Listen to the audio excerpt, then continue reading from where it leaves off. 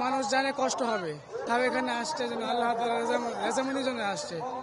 আর আমরা আজকে রাত্রে আসেনি, গতকালকে ছিলাম, আরো আগে আসছি, দেখছি যে মাঠের যে অবস্থা, কামারপাড়ার আশেপাশে যে আইন শৃঙ্খলা বাহিনীর যে তাদের যে ভূমিকা, সরকারের যে ভূমিকা, আলহামদুলিল্লাহ অনেক সন্তোষজনক।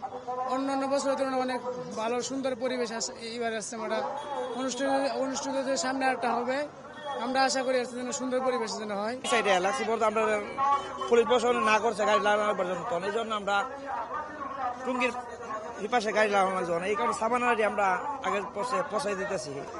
কারণ কি আল্লাহর জন্য কোরবানি করতেছি, আল্লাহ মানে আল্লাহকে পাইবার জন্য আরো কাছে পাইবার জন্য আরো সহযোগিতা করতেছি, আমরা ইয়ে হতেছি। আমরা এত কষ্ট করে আসছি, কিন্তু আমাদের কাছে কষ্ট লাগে না, যেহেতু আল্লাহকে রাজি করার জন্য আমরা আসছি। আমরা আসছি উদ্দেশ্যে যে এতগুলো মানুষ, লক্ষ লক্ষ মানুষ হবে এখানে মধ্যে একসাথে আমরা আল্লাহর কাছে প্রাণা চাইবো, ভিক্ষা চাইবো। আল্লাহ তাআলা এই উসিলে আমরা এতগুলো মানুষকে আনলে একদিন আমরা কবুল করে আনি। আমাকে অনেক ভালো, অনেক সুন্দর।